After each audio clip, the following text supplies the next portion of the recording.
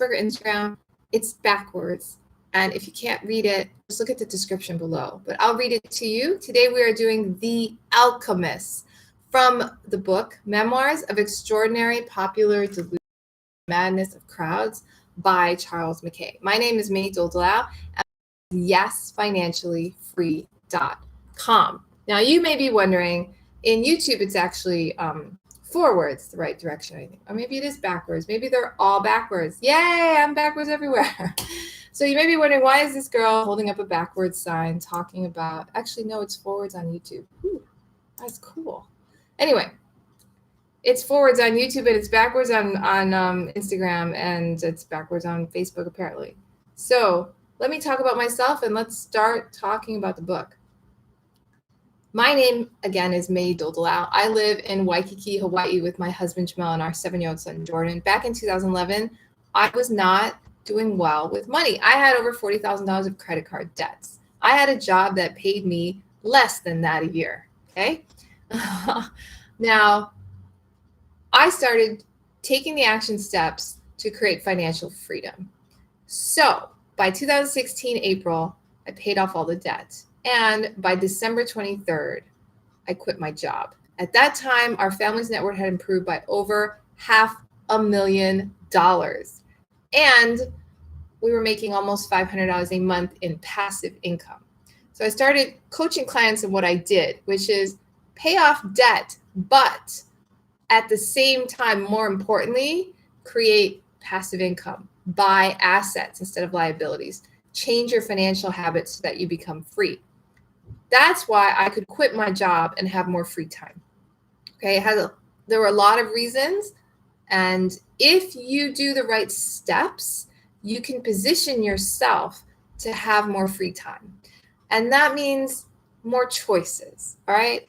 Full-time, I'm a mother. My son's at home with me. I have the choice to keep him at home. I don't have to work a job to live. So my son can stay home with me. Yeah. During summer break.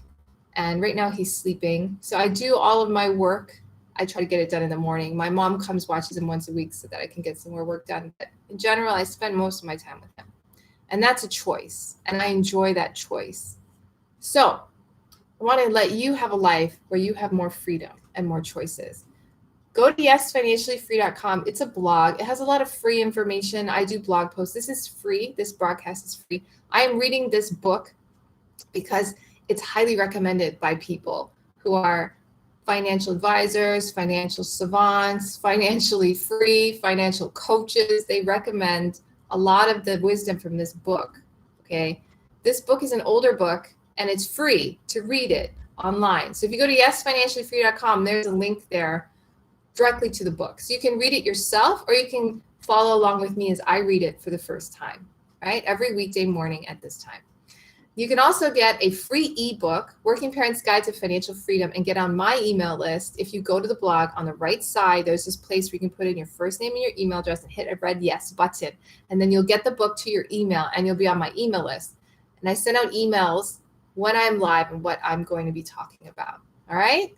So you got all the information. Just go to yesfinanciallyfree.com if you need any more. If you're having difficulty reading a backwards sign, if you're on Instagram, go to my blog. The link is in the description, and it's there the right way, okay? I love people. I love myself. Okay, let's do this. The Alchemists, or Searchers for the Philosopher's Stone and the Water of Life. Mercury, the mischief, a secret any of them know, above the consuming of coals and drawing of Uskba. Howsoever they may pretend under the specious name of Geber, Arnold, Lully, or bombast of Hohenheim to commit miracles in art and treason against nature. And if the title of philosopher, that creature of glory, were to be fetched out of a furnace, I am their crude and their sublimate, their precipitate and their unctions, their male and their female, sometimes they're hermaphrodite. What they list to style me.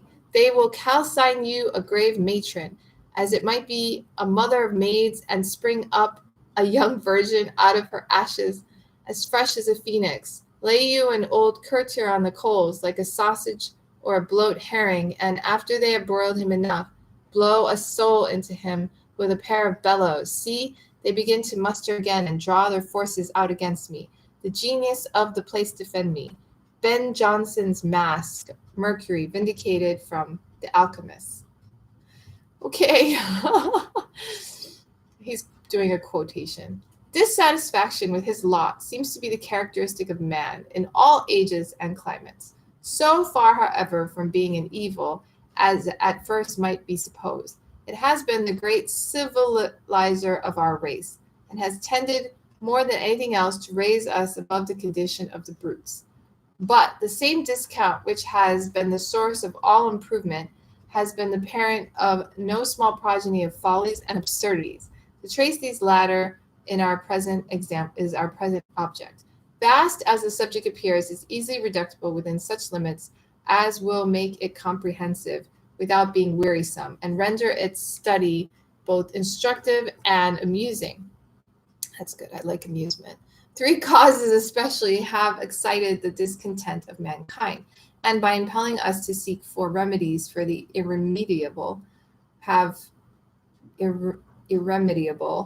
bewildered us in a maze of madness and error. These are death, toil, and ignorance of the future, the doom of man upon this sphere, and for which he shews his antipathy by his love of life, his longing for abundance, and his craving curiosity to pierce the secrets of the days to come. The first has led many to imagine they might find means to avoid death, or failing in this, that they might nevertheless so prolong existence as to reckon it by centuries instead of units. From this sprang the search, so long continued and still pursued, for the elixir vitae, or water of life, which has led thousands to pretend to it, and millions to believe in it. From the second sprang the search for the philosopher's stone, which was to create plenty by changing all metals into gold. And from the third, the false science of astrology, divination, and their divisions of necromancy, chiromancy, augury, with all their train of signs, portents, and omens. In tracing the career of the erring philosophers or the willful cheats who have encouraged or preyed upon the credulity of mankind, it will simplify and elucidate the subject if we divide it into three classes. The first comprising alchemists, or those in general who have devoted themselves to discovering of the philosopher's stone and the water of life. The second comprising astrologers, necromancers, sorcerers, geomancers, and all those who pretended to discover futurity. And the third consisting of the dealers in charms, amulets, philters, universal panaceas mongers, touchers for the evil, seventh sons of seventh son, sympathetic powder, compounders, homeopathists, animal magnetizers, and all the motley tribe of quacks, empirics, and charlatans. But in narrating the career of such men, it will be found that many of them united several or all of the functions just mentioned, that the alchemist was a fortune teller, or a necromancer, that he pretended to cure all maladies by touch or charm, and to work miracles of every kind. In the dark and early ages of European history, this is more especially the case. Even as we advance to more recent periods, we shall find great difficulty in separating the characters. The alchemist seldom confined himself strictly to his pretended science, the sorcerer and necromancer to theirs, or the medical charlatan to his, beginning with alchemy.